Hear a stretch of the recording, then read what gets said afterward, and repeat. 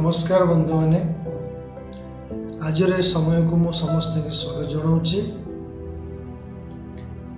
आज जो विषय वस्तुटी मु उपस्थापन करने को जाऊँगी ताहला आकाश व महाकाश।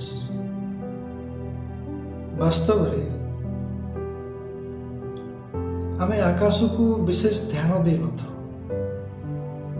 किंतु जितेबाला आमे कौन प्रकार उन्नतिर शिखर रे पहुँचती बा किसी गोटे भल जिनस अचीव करती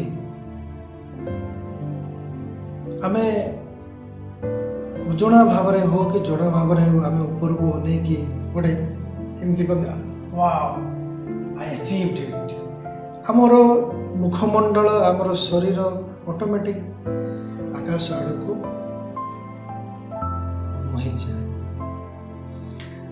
तो वास्तव में ये विश्व ब्रह्मांडर सबु प्रकार सृष्टिर सर्जना भी सब आकाश मध्य ये गोटे बहुत बड़ महान महाजागतिक बुद्धिमता इंटेलिजेंस काम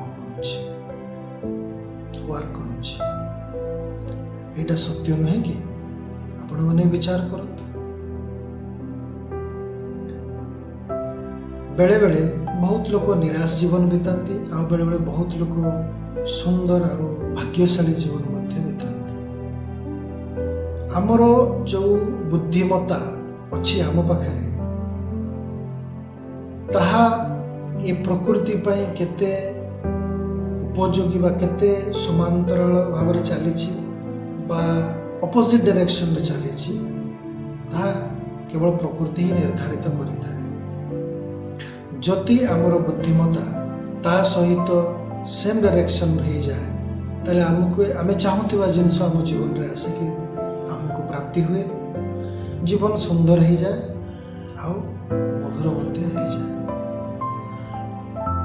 ये जो आकाश ये होची आमर जो पंच महाभूत अच्छी ये पंच महाभूत भितर गोटे, किंतु ये होची सर्वश्रेष्ठ महाभूत। वास्तव में ये चारोटी महाभूत ये आकाश महाभूत मध्य ही घटित होता कार्य सबु किछि से आकाश मध्य ही चले। ये ग्रह नक्षत्र ये विश्व ब्रह्मांड ये गैलेक्सी ये सबु आकाश मध्य ही सीमित। तेणुक जेते भी महाजागतिक घटना जो परिवर्तन घटुची ये आकाश मध्य ही घटुची। ता माने ये आकाश और महाजागतिक चेतना मध्य ही घटुची। ये हूँ गर्भ सब प्रकार बुद्धिमता सब प्रकार परिवर्तन सब प्रकार सृष्टि को ये धारण कर मध्य गर्भ ही एटा होउची। तेणुक आमे विशेष रूप से ध्यान दे न था, किंतु जदि आमे जाग्रत अवस्था रे जदि आकाश को ध्यान दवा ताहले हुए तो हो पारे आम जीवन नाटकीय भाव में परिवर्तित हो जाई पारे। ये विषयटी मु जानिबा को पाइली, तेणुक आज समस्त पाखरे उपस्थापित करुछि। से गोटे रूल कराई बा गोटे साधारण नियम से रही जे आपण आकाश को अनेक प्रणाम करेंगे दिन में 3 थर। कौन पाई ना वास्तव में आकाश ही आमको धारण करिछि।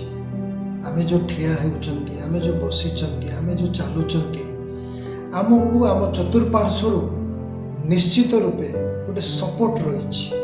तेणुक आमको किए जने धारण करिछि बोली धरी रखिछि बोली चतुर्पार्श्वर आमे ठिया ही पारुचंती चली पारुचंती बा बसी पारुचंती। खाली आम पाखे गोड़ अच्छी बोली जे आमे चली पारुचंती बा आम पछटा अच्छी बोली आमे बसी पारुचंती ता नुहे। आमको निश्चित रूपे चतुर्पार्श्वर गोटे सपोर्ट अच्छी।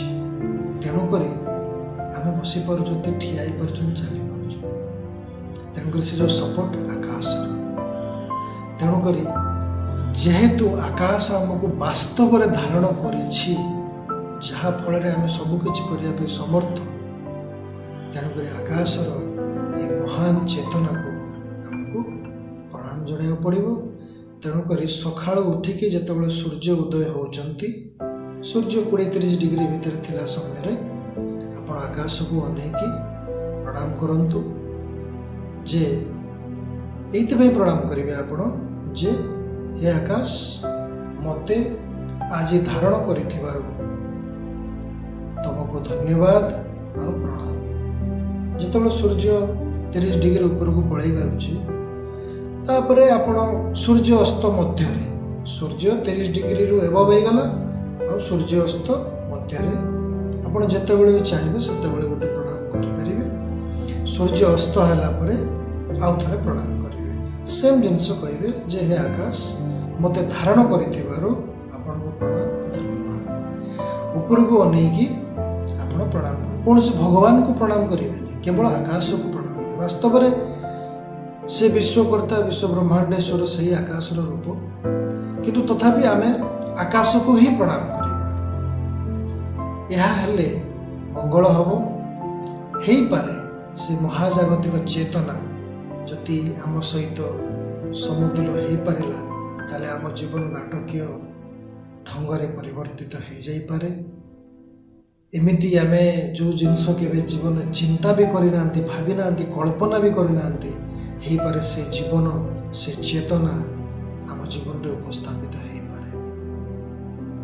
तेणुकरी आकाश हूँ महान